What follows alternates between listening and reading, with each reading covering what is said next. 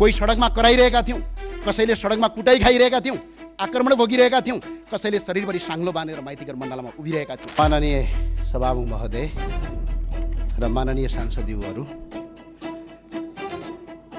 सम्माननीय सभामुख महोदय, देशको सम्माननीय प्रधानमन्त्रीमाथि अरू जेसुकै कुरा भए पनि हाम्रो देशको प्रधानमन्त्री सुशासनको पक्षमा भ्रष्टाचारका विरुद्ध कडा कदम चाल्नुहुन्छ भन्ने भरोसा र आशा अझै जीवित छ।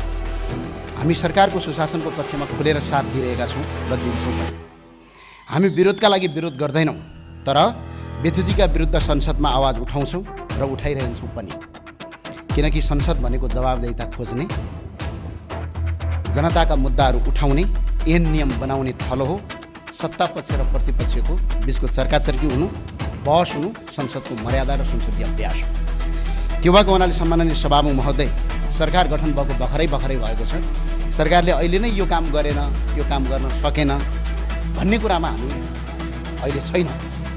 तर सरकारले वर्तमान अवस्थामा बजेट ल्याउँदा र सरकारले आफ्ना धारणा सार्वजनिक गर्दै गर्दा र विभिन्न किसिमका ऐन नियम र विधेयक ल्याउँदै गर्दा हाम्रो फरक धारणा छ। सम्माननीय सभामुख महोदय, सरकारले विद्युतीय सवारी साधनमा करछली र बजेटका सूचना चुहाट प्रकरण जस्ता ठुला काण्डमा महालेखाको प्रतिवेदनलाई लत्याउँदै चुट्याउने काम गर्यो। हामीले विरोध गर्यौँ। नेपालको प्रधानमन्त्रीले संसदको रोस्टममा उभिएर नेपालले भारतको सिमाना मिचेको छ भनेर अभिव्यक्ति दिनुभयो। प्रधानमन्त्रीको यो कुरालाई सही हो भन्दै हामीले थप्पी बजाउन सक्यौँ। सम्माननीय सभामुख महोदय, गरिब दुखी नागरिकले पाउँदै आएको स्वास्थ्य बिमा सरकारले कटौती गर्यो। हामीले गरिबलाई स्वास्थ्य बिमा उपलब्ध गराऊ भने के हामीले गल्ती गर्यौँ? सम्माननीय सभामुख महोदय, सरकारले 2 करोड रुपियाँसम्म मात्र लगानी भएका किसानहरूलाई अनुदान दिने भने हामीले गरिब दुखी किसान अनुदान दिए भने के हामीले गलत गर्यौँ? सम्माननीय सभामुख महोदय, सरकारले हुकुमवासीलाई विस्थापित गर्यो। हामीले खुलेर सरकारको प्रशंसा गर्यौँ र भन्यौँ आम नागरिकलाई दुःख दिने काम नगर, सरकारले नीति र विधि पुर्याएर मात्र त्यो नागरिकलाई त्यहाँबाट ओसार भन्यो। के हामीले गलत गर्यौँ? सम्माननीय सभामुख महोदय, सरकारले अस्पतालमा तडपिँदै गरेका नागरिकको बिरामीमाथि कर लगाउँछु भने हामीले यो लगाउनु हुँदैन भन्यौँ। के हामीले गलत गर्यौँ?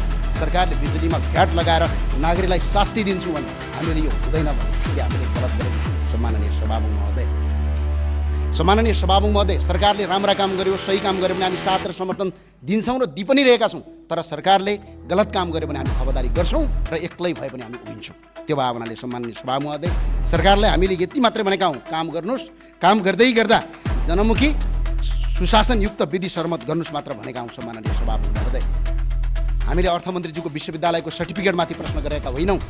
हामीले भन्सारका दर हेरफेर भयो कि भएन, बजेटको सूचना चुहाट भयो कि भएन, राज्यलाई राजस्व नोक्सानी पुर्याइयो कि पुर्याइएन भन्ने विषयमा प्रश्न उठाएका हौँ।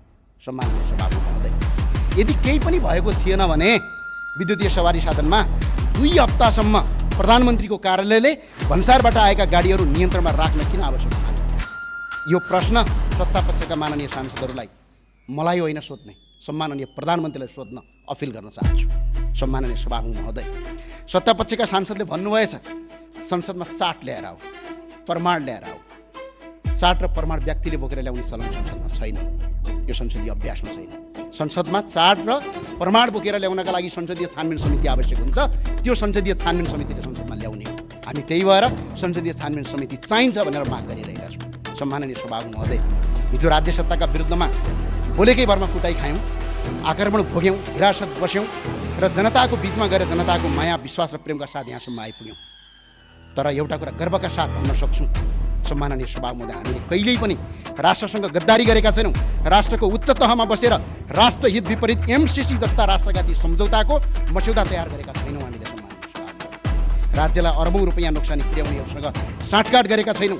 एनसेल प्रकरणमा राज्य ठगिँदा सडकमा उत्रियौँ, कुटाइ खायौँ, अदालतमा मुद्दा हाल्यौँ, फाइल बोकी गल्ली गल्ली तपाईँको चार्यौँ, कार्यालय धायौँ। तर सुकिल्ला मुकिल्ला कपडा लगाएर 5 तारे होटलमा बसेर विज्ञ र विज्ञताको सर्टिफिकेट देखाउँदै राज्यलाई अरबौँ रुपियाँ कर छली गराउनेहरूसँग डिनर गर्न गएका छैनौँ। सम्माननीय सभामुख महोदय, सम्माननीय सभामुख महोदय, हामीलाई भोको पेटको पीडा थाहा छ, गरिबको चोट कस्तो हो त्यो थाहा छ, ठुला मानिसहरूको हेपाई र चेपाई कस्तो हुन्छ त्यो पनि थाहा छ, सुकिल्ला र मुकिल्लाहरूले हामीमाथि गर्ने व्यवहार पनि थाहा छ।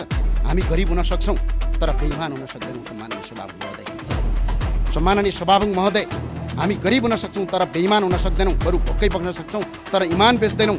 सत्यको पक्षमा उभिन डराउँदैनौँ। आज पनि हामी कुनै व्यक्ति विशेषका विरुद्ध होइन, हामी सत्यको पक्षमा छौँ। राज्यको राजस्व जोगाउनुपर्छ भन्ने पक्षमा छौँ, जनताको सम्पत्तिको रक्षा गर्नुपर्छ भन्ने पक्षमा छौँ। त्यसैले फेरि एकपटक यो संसद मार्फत आग्रह गर्न चाहन्छु, निष्पक्ष संसदीय छानबिन समिति गठन गरियोस्, सत्य बाहिर ल्याइयोस्, दोषीकै भए पनि कानुनी दायरामा ल्याइयोस्। म सरकारलाई यो माग गर्न चाहन्छु। हामी सत्यको पक्षमा एक्लै भए पनि लडिरहन्छौँ, डटिरहन्छौँ। राष्ट्र र जनताको हितमा आवश्यक परे ज्यान बलिदान दिन तयार छौँ र भएका पनि हौँ, पछि हट्नेवाला छैन। त्यो भएर सम्माननीय सभामा कसैलाई लाग्न सक्छ पढे लेखेका मानिसहरूले अपराध गर्दैन, तर इतिहासले त्यस्तो देखाएको छैन। अर्थशास्त्रमा उच्च शिक्षा हासिल गरेका, विश्वका प्रतिष्ठित विश्वविद्यालयबाट विद्यावारिधि गरेका डाक्टर रामशरण महत, डाक्टर प्रकाश चन्द्र महत, डाक्टर युवराज खतिवडा यो देशको अर्थमन्त्री भएकै समयमा देशका ठुल्ठुला भ्रष्टाचार र अनियमितताका घटनाहरू सार्वजनिक भएका छन्। त्यसैले केवल शैक्षिक योग्यता नै इमान्दारिता र सुशासनको ग्यारेन्टी होइन। म बारम्बार भन्छु सम्माननीय सभापति महोदय, यो देश गाउँका गरिब किसानहरू लिएर सरबारा वर्गले बिगारेका होइनन्। यो देश दलबलमा पुर्याउने ती व्यक्तिहरू हुन् जो पढे लेखेका छन्, बुद्धि र क्षमता राख्छन्, सत्ता र शक्तिको पहुँचमा राख्छन्, तर देश र जनताप्रति इमान्दार छैन। त्यसैले समस्या ज्ञानको अभाव होइन, समस्या नैतिकताको अभाव। त्यो भएर सम्माननीय सभापति महोदय, हामी जनताका जनप्रतिनिधि हौँ, कसैको दया र निगाहमा यहाँ आएका होइनौँ। हाम्रो कर्तव्य सत्य कुरा बोल्ने हो। कसैले कसैलाई कति समर्थन गर्छ, कसको पक्षमा कति सांसद छन्, कसको सरकार छ, कसको जनमत छ, कसले कति साइबर बुलिङ गर्न सक्छ, त्यो विषयवस्तु हाम्रो पनि छैन। तर स्पष्टका धारणाका साथ हामी सत्य एक्लै भए पनि खडा हुन्छौँ। असत्यको फैसला भेट्दै होइन, प्रमाणले गर्छ सत्यको फैसला। सम्माननीय सभापति महोदय, सत्तापक्षका सांसदहरूको अभिव्यक्ति मैले सुनेको छु। तपाईँ 5 सिटे, तपाईँ 1 सिटे, तपाईँ 2 सिटे भन्दै सार्वभौम संसदको अपमान गर्ने काम भइरहेको छ। याद रहोस्, यो संसदीय व्यवस्था हो, यो संसदीय व्यवस्था हो। यो संसदीय व्यवस्थामा एकजना सांसदको महत्त्व पनि त्यति नै हुन्छ, बाँकी जति 274 जना सांसद छन्। त्यो भए हुनाले संसद सङ्ख्याले चल्ने होइन, विधिले चल्ने हो, संसद नीतिले चल्ने हो। संसदको सङ्ख्या महत्त्वपूर्ण केवल सरकार बनाउन, सरकार टिकाइराख्न, सत्ताको गोटी बन्न मात्र काम लाग्छ। त्यो भएर सम्माननीय सभापति महोदय, यो सार्वभौम संसदलाई अपमान गर्ने, पटक पटक इतिहास पल्टाएर हेर्नुहोस्। हाम्रो इतिहास के थियो पल्टाएर हेर्नुहोस्, छातीमा हात राखेर जम्मा 3 वर्ष अगाडिको इतिहास हेरौँ। कोही सडकमा कराइरहेका थियौँ, कसैले सडकमा कुटाइ खाइरहेका थियौँ, आक्रमण भोगिरहेका थियौँ, कसैले शरीरभरि साङ्लो बाँधेर माइतीघर मण्डलमा उभिरहेका थियौँ, कोही हिरासतमा हत्कडी लगाएर थुनिएका थियौँ। तर आज सत्ताको हुकुमत लिने केही मन्त्रीहरू हिजो त्यही सत्ता राज्य सत्ताको छत्रछायामा हुर्किँदै राष्ट्रघाती एमसी पास गराउन सघाउँदै हामीमाथि आक्रमण गर्न आक्रमणकारीको सहगोत्री थिए। र सम्माननीय सभापति महोदय, हिजो संसदमा झन्डै त्यतिखेर सरकारको पनि 2/3 थियो, बहुमत थियो। त्यो सरकारले हाम्रो कुरा सुनेन, प्रतिपक्षलाई अपमान गर्यो, सांसदलाई अपमान गर्यो। त्यसको परिणामस्वरूप भदौ 24 र 23 को आन्दोलन भयो। त्यो सरकारको संसदको बहुमत केही काम लागेन, हेलिकप्टर चढेर भाग्नुपर्ने दिन आयो सम्माननीय सभापति महोदय। अनि अर्को कुरा, 35 वर्षदेखि लुटे, हामीले पनि रुन्न पाउनुपर्छ भन्ने बासी अहिले निर्णय भइरहेको छ। 35 वर्षदेखि तिनीहरूले लुटेकै कारणले गर्दा अहिले जनताले जनमत परिवर्तन गरेका हुन्। फेरि लुट भनेर जनताले जनमत दिएका होइनन्। यो कुरा हेक्कार होस्। सम्माननीय सभापति महोदय, म सम्मानपूर्वक भन्न चाहन्छु, सङ्घर्षको कुरा गर्दा यो देश बनाउनका लागि तपाईँहरूको जति सङ्घर्ष छ, हाम्रो पनि त्यति नै सङ्घर्ष छ। फरक यति मात्रै थियो, तपाईँहरू सायद सुगम र सुविधा सम्पन्न परिवेशबाट आउनुभएको होला। हामी दुखी गरिब र किसान सरबारा वर्गका सन्तान थियौँ, त्यही परिवेशबाट आयो। तपाईँहरू टेलिभिजनभित्र, चिल्ला स्टुडियोभित्र बसेर, एसी रुमभित्र बसेर आफ्ना विचार राख्नुहुन्थ्यो होला, हामी सडकमा उभिएर आफ्नो आवाज उठाउँथ्यौँ। तपाईँहरू सामाजिक सञ्जालमा स्टाटसबाट देश बदल्ने सपना देख्नुहुन्थ्यो होला, हामी लाठी भाला र साङ्गीतिक आक्रमण भोग्दै गिरफ्तारी र दमन सहदै परिवर्तनको आवाज उठाउँथ्यौँ। तर हाम्रो आवाज एउटै थियो, सुशासन, सुशासन, भ्रष्टाचार मुक्त नेपाल। सम्माननीय सभापति महोदय, हिजो 35 वर्ष सरकार चलाउनेहरू र आज सत्ता चलाउनेहरू बिचमा केही फरक देखिएन। सम्माननीय सभापति महोदय, हिजो उनीहरूको 2/3 बहुमत थियो, 33 किलो सुन काण्डको निष्पत्ति छानबिन गरौँ भनेर भन्दा उनीहरू तयार थिएन। आज करछली र टिभी गाडीको भन्सार दर रेटको चुहारको मुद्दामा निष्पत्ति छानबिन गरौँ भन्दा तपाईँहरू तयार हुनुहुन्न। हिजो उनीहरूको सरकार थियो, अदालतमा दर्ता भएका मुद्दा आफै फिर्ता लिन्थे।